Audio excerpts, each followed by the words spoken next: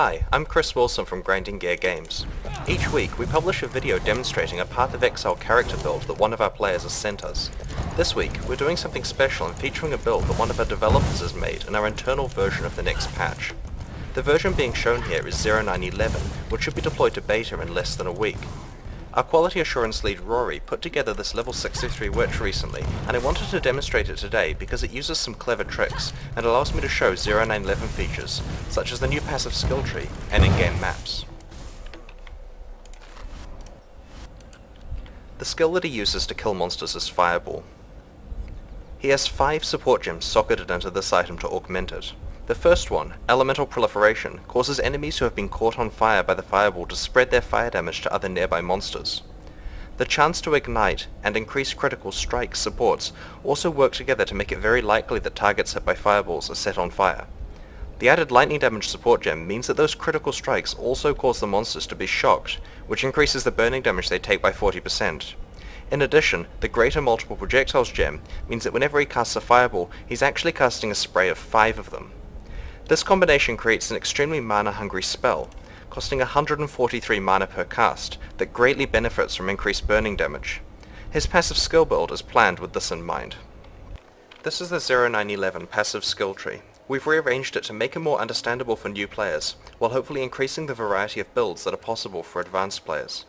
There are 3 elements of his passive skill build that I'd like to draw attention to. To increase the damage of his fireballs, he's picked up all of the easily available fire and burning damage passives. Due to the high mana requirements of his heavily augmented skill, he's grabbed all of the mana and mana regen passives from both the Templar and the Witch starting areas. Finally, he's picked the keystone passive Pain Attunement. This passive increases his spell damage by 30% while he is on low life, which is defined as 35% or less life. This is normally a risky choice, because it's difficult for players to stay below this threshold. His character has a great way of achieving this though.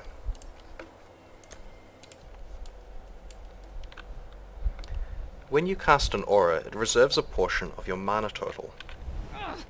For example, if I cast Grace and Discipline auras, both of which are defensive, my mana gets reserved. In this case, Rory wanted to reserve life so that his active life is always less than 35%. This support gem is called Blood Magic, and it causes you to cast a specific skill out of your life total. In the case of auras, this reserves life rather than mana. It also doubles the cost of the skill. In order to get exactly the right range, Rory has used the reduced mana cost support gem and very careful choice of how much maximum life he has so that he is always in low life. Rory is also using the unique sword Redbeak. It doubles your damage when you're in low life, which in this build is all the time. It's a very low level sword, but as you can see, it can be useful to niche high level characters that want to abuse its unique property. In terms of flasks, he uses 2 granite flasks and 2 diamond flasks. Neither of these are able to regenerate mana or life, but a single recovery flask has a mod that causes it to recharge as he deals critical strikes. This turns out to be enough to keep his character alive. This character is very capable of playing high level content. I wanted to demonstrate it in a rare version of a level 61 map.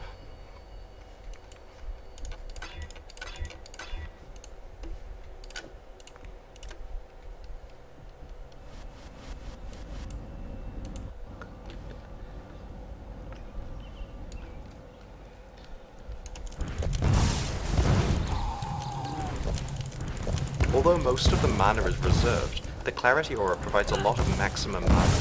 This means that his constant mana regeneration is quite high and able to sustain basically consistent fireballs. The Elemental Weakness Curse is useful against strong monsters to dramatically increase the fire damage that they take. Lightning Warp can be used as a delayed escape skill that allows you to continue to cast fireballs while waiting for it to trigger. The major weakness of this character is Chaos Damage.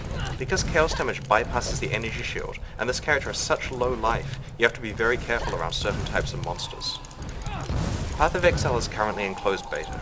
If you'd like to play it before it enters open beta later this year, please buy a supporter pack from www.pathofexile.com. If you've built a character that you'd like us to feature in one of these videos, just let us know on the forums.